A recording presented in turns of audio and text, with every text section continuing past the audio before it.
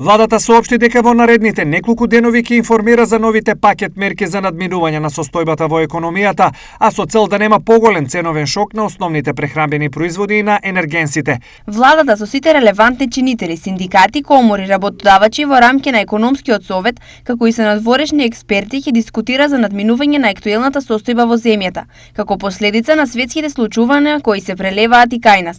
Секој во својот домен ќе даде свој придонес во однос на согледувањето на состојбата, кои би биле евентуално можни предлози и идеи за натамошни решенија. Се вели во владиното соопштение. Според работодавачите во моментов, ургентна помош е неопходна за справување со енергетската криза. Во овој момент најприоритетна се енергетската криза и зголемените трошоци за електрична енергија и особено за нафтата.